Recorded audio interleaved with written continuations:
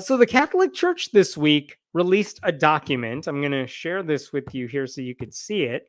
This is the official Vatican website, and you could see on April 8th, 2024, they released the Declaration of the Dicastery for the Doctrine of the Faith, Dignitas Infinita, on human dignity. All right, so this is a giant, very, very long document about human dignity. And basically, what this document does is it further solidifies anti-LGBTQ bigotry. The idea here, from their perspective, is they want to talk about dignity and how God's dignity is infinite. And they want to talk about that. Let's talk about how God's love is unconditional. But then the whole back half of the document are all the conditions, which is the funny part, like infinite dignity, except for the following things, because they're not really infinite. And all of this is obviously coming from an organized crime syndicate best known for harboring predators and covering up sexual abuse. So according to this document, it took 5 years to make. It was approved. This is important. It was approved and signed off on by Pope Francis himself. And one of the reasons they kind of wanted to put this out is because you may have seen headlines in recent memory. Here's one example of a headline. Pope Francis allows priests to bless same-sex couples. That is from, when is that? That's from December of 2023. So basically, Pope Francis said, if you're a priest and you want to bless same-sex couples, you're allowed to do it. It's fine. And that was a shift from what they used to do. We talked about this not long ago as well. This is the Vatican says priests can baptize trans people.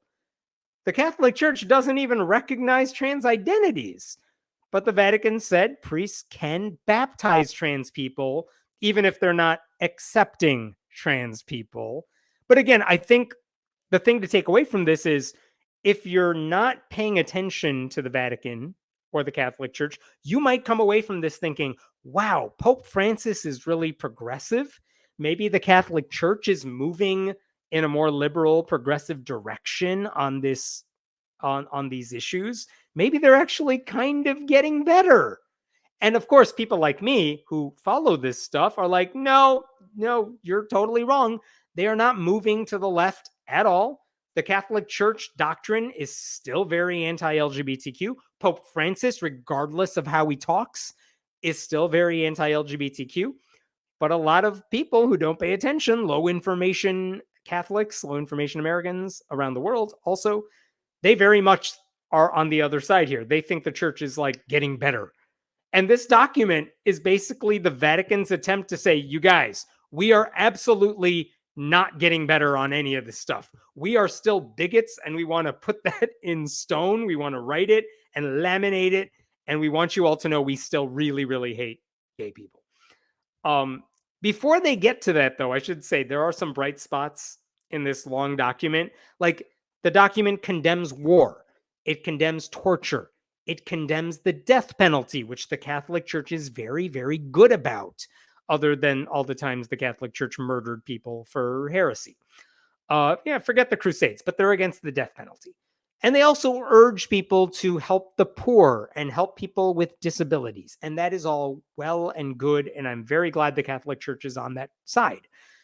But it's the back half of this document that deserves all the attention, and for good reason.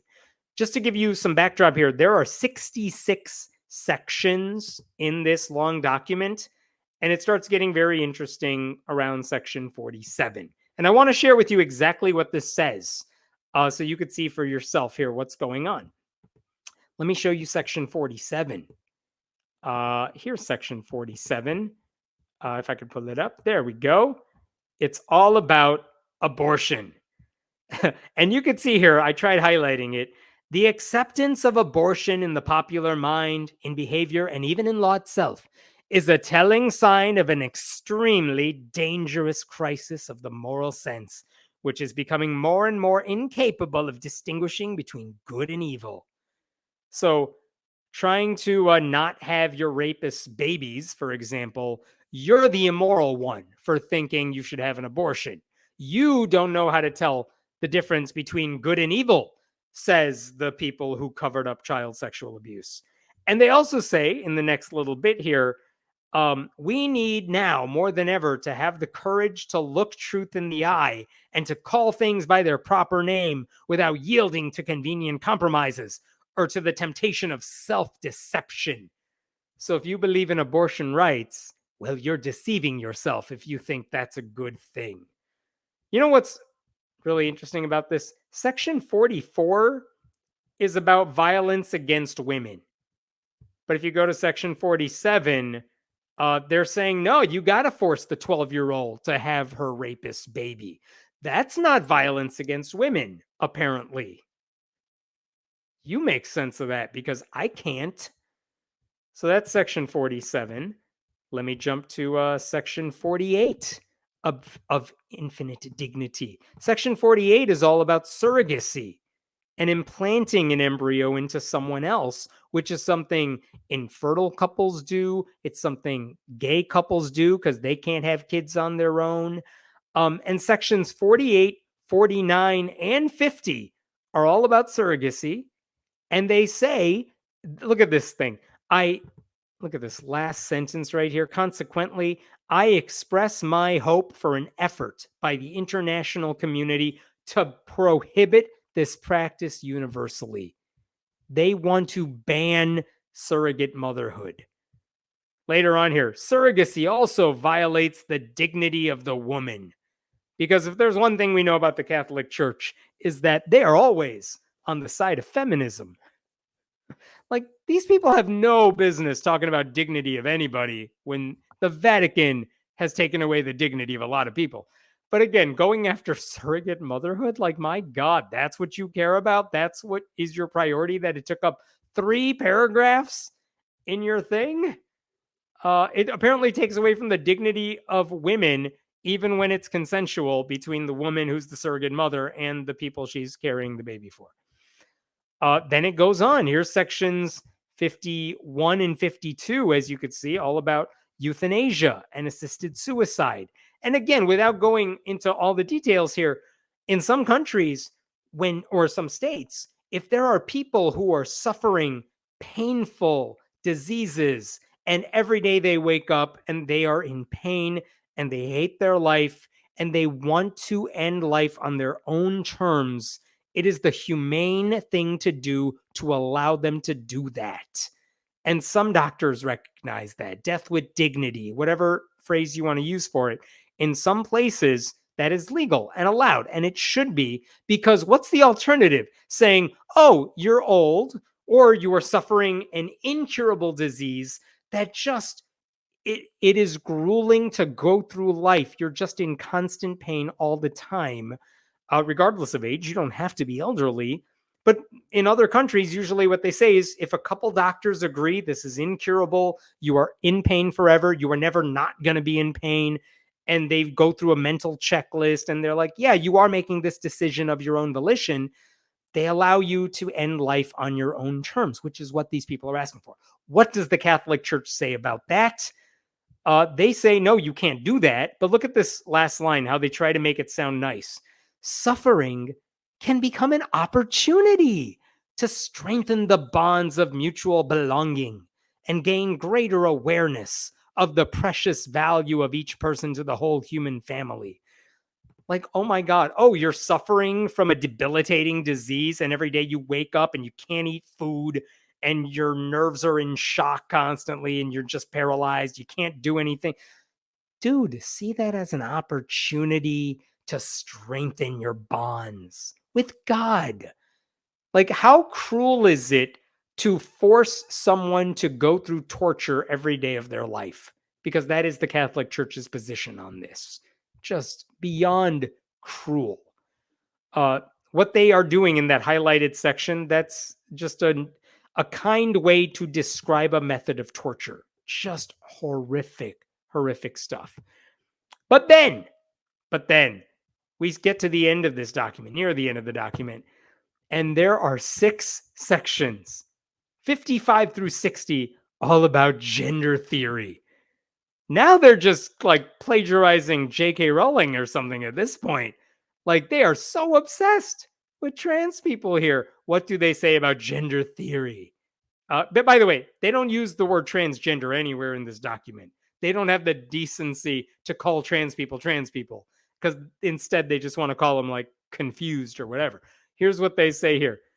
Uh, Desiring a personal self-determination as gender theory prescribes, apart from this fundamental truth that human life is a gift, amounts to a concession to the age-old temptation to make oneself God.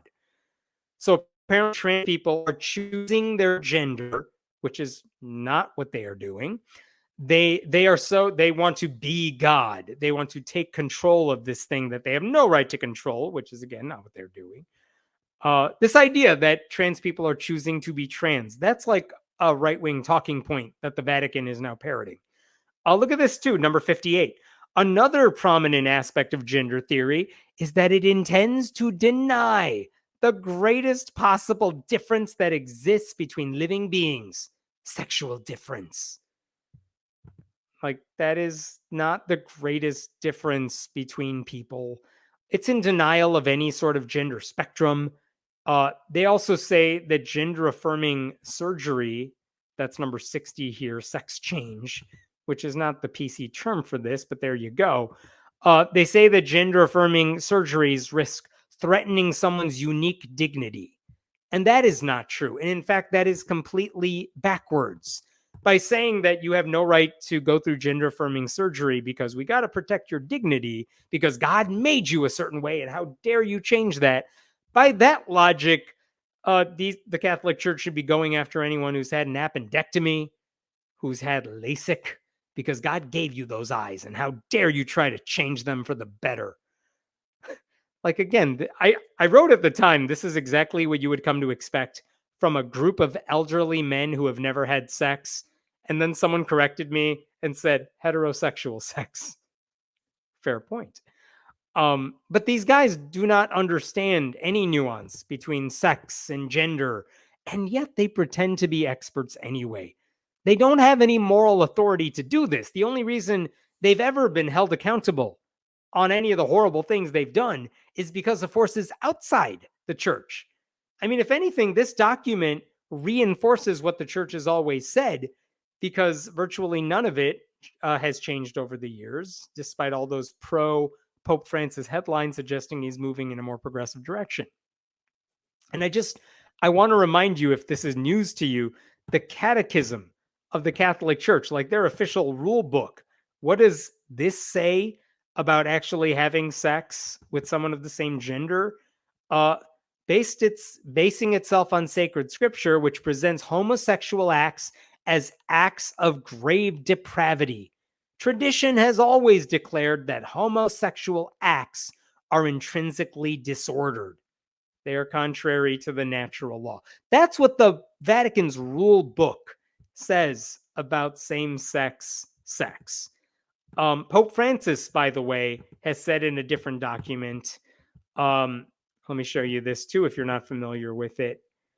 When Pope Francis released a document in 2019 about trans people, and while including a call for love and respect, the document rejects the idea that gender is distinct from biological sex. A trans identity, the document asserts, seeks to annihilate the concept of nature. Pope Francis says trans people want to annihilate the concept of nature. So again, this is the Catholic Church's position on LGBTQ people and sex and identities. And I appreciate that this document reminds everyone, oh, you thought we were getting better on these issues? No, we are still horrible, horrible people when it comes to these issues. And we're going to try to put that in writing so none of you will forget it. I also found it funny that this week, the Pew Research Center put out a survey about Catholics. And this is specifically Catholics in the United States and not globally. And I want to make that distinction here. But just check this out because it's interesting. The majority of US Catholics agree with the church on some stuff, but not everything. And look at this. What percentage of US Catholics say the Catholic Church should allow Catholics, it's right here, to use birth control? Whoops, come back. There we go. 83% of US Catholics say the Catholic Church should let Catholics use birth control. The Catholic Church opposes birth control. Read about Mother Teresa. They hate condoms. They hate any sort of, safe sex contraception, anything like that. But 83% of US Catholics are like, yeah, the Catholic Church should get on board with birth control. Then you have what? 75% say, yeah, it's cool to give communion to people who are not married or cohabitating with someone. And 69% of Catholics in the US say priests should be allowed to get married. And 64% of them say women should be allowed to become priests. And 54% of US Catholics say the church should recognize same sex couples. Which is all to say, in the United States, run of the mill Catholics are generally pretty decent. It's the Vatican, it's the church administration that is so bigoted. And unfortunately, globally speaking, Catholics are more in line with the Vatican than with what they are saying in the US.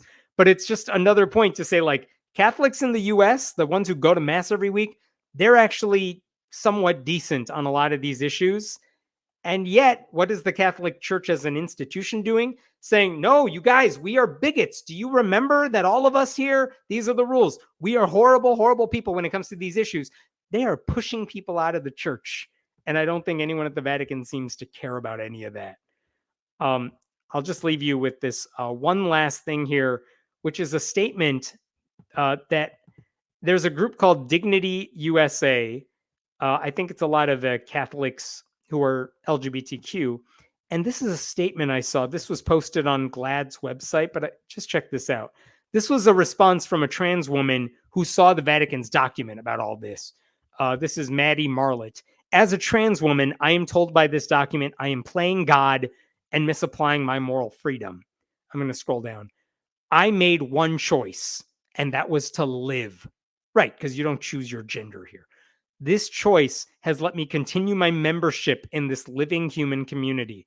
For a document that condemns the death penalty, I can't help but mourn the irony of church leaders wanting to doom me and others like me to a life headed toward a serious mental health crisis instead of affording me the moral dignity to find my truth as reflected in the diversity of love God's image holds.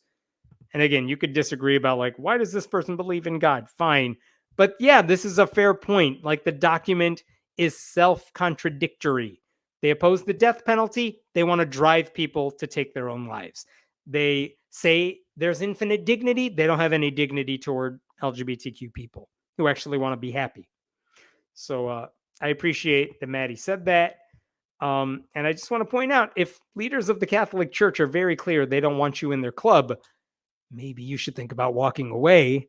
At some point, staying in the church because you have a love for the faith or the love of tradition, that is a self-inflicted wound. What traditions are you trying to preserve here? The Pope doesn't want you there.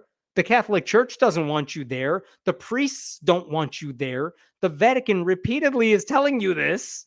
You can leave Catholicism and still believe in God and still do all the traditions you want. There's no shame in that. A lot of people do that. But in the meantime, I think this document should be a signal to everyone that there is no moderating faith-based extremism.